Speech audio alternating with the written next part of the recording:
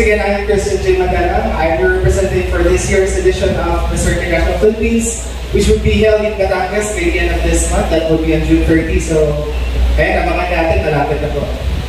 There you go. So, can you walk us through how's the journey so far, and how are you preparing for the big event that will be June 30? Yes.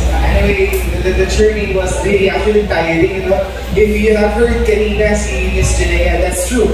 It has been a sleepless night, full of efforts. Talagang to best represent our province of Pangasinan. Hindi biring mag-workout ka every day. Especially, in my case, I'm working. I'm working with Top of the Philippine Islands for 5 years now. So after work, we have to go to the gym to work out, and after which, siyempre, minsan, bumibisita ko in between of rest days sa ating aesthetic clinic. Shout out to Luxor Bros and Ma'am Diana Sir Mike. Napakahirap. Training, pasanel of course, and siyempre, yung kailangan lagi kang updated sa news, current events, for you to know what's really happening around you. There you go, that's not the final question and answer yet. But once again, I want a big round of applause to CJ, Christian J. Madana. There you go, and would like to give thanks. We'll take this opportunity as well, like may mga kasama pasalamatan for people who became part of your journey. I think I'll wait for Jonathan to sabay na kami later. There you go. Credits. Once again, ladies and gentlemen, representing the Pangasinan, we have Christian J. Madana, and at this time, we'll be having another Pangasinan that will make us proud with the Mr. International stage. This coming June, we have Mac Januel Segulia representing the Eastern Pangasinan. A big round of applause, ladies and gentlemen.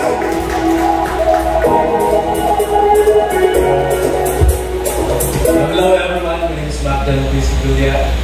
Eastern Pangasinan representative for the upcoming Mr. International Philippines 2024. Hi Januel, how's your journey so far?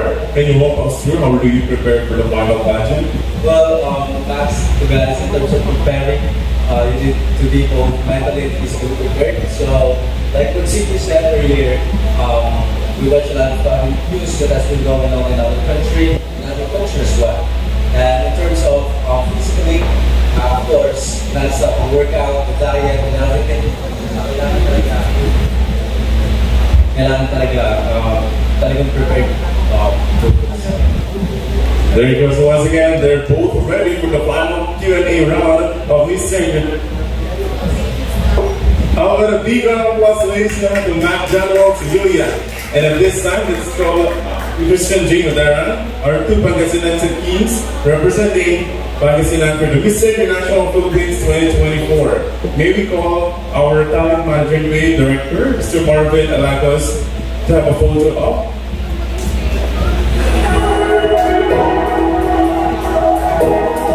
Our very supportive creative director and talent manager for our Kings. There you have it, ladies and gentlemen. But a big round of applause once again to Mac Januel Segulia and Christian J. Madana.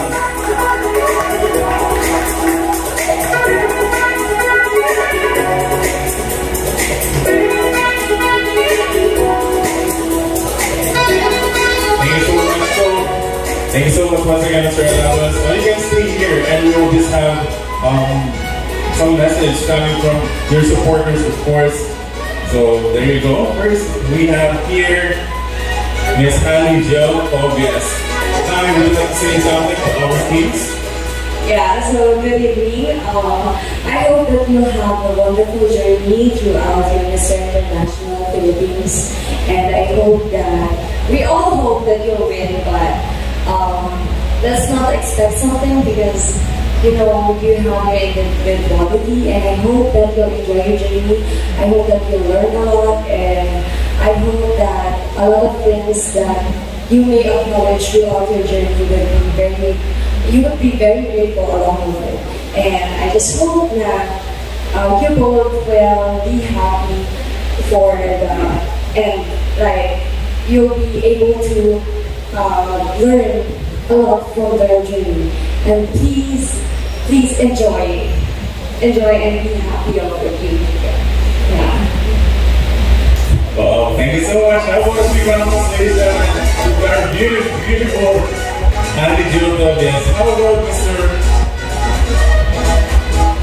Daniel, give a message for?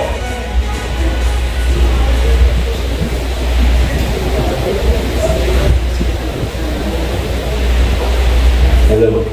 Ayun, para sa inyong dalawa, kaya good luck sa journey niya and best.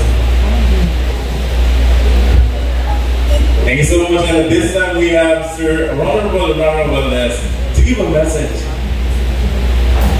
Good evening to everyone and to the both of you for this upcoming Mr. International Philippines. I hope you will going to bring the big home and you are already the pride of Pangasinan, not only Pangasinan but the entire Philippines. Good luck and enjoy your journey to that pageant. Congratulations in advance. Once again, thank you so much, Paul. And now we have here, I see the brother of our Mr. International Pangasinan, you have Cesar. Hi Cesar, would you like to say something to your brother? That's a good luck message. Hi dear, good luck sa MIPH mo.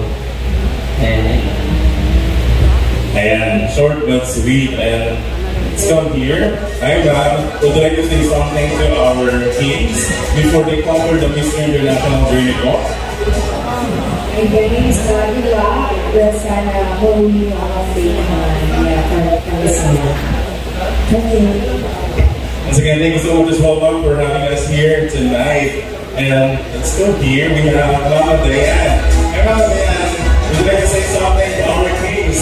Or we have Mr. Rubel Fernandez. Alright, so good evening everyone, and to Januel and Christian. So good luck for your journey in joining the MIPH. So best of luck and God bless to both of you.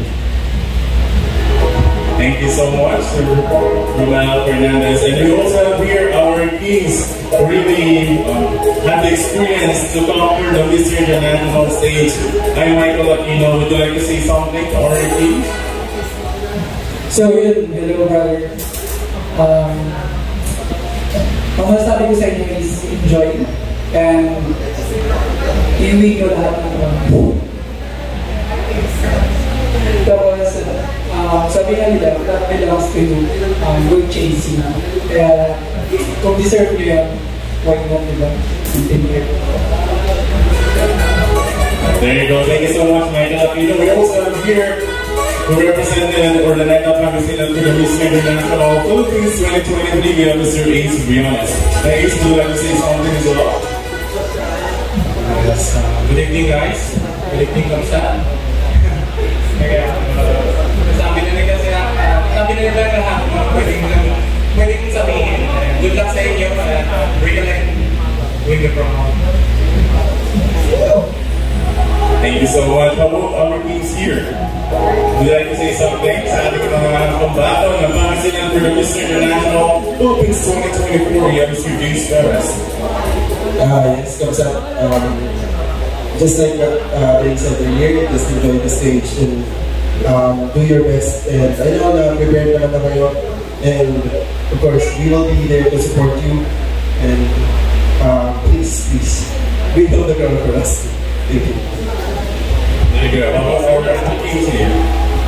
There you go. And I also see here Berta Castro. Any message for our teams before they conquer the Mr. International stage? Good evening everyone. To Christian Januel, I really do na deserve mo mapunta dyan sa stage na yan. Sana pagpapilihin nyo and just enjoy the show. Thank you. Thank you so much, Paul. And we also have here all our media partners, Paul. Okay, thank you so much, Paul. And here we have the father of McDonald's, Julia. Very supportive father. Well, for natin, I'm sorry, any message po to Daniel and of course CJ, both representing the Pangasinan.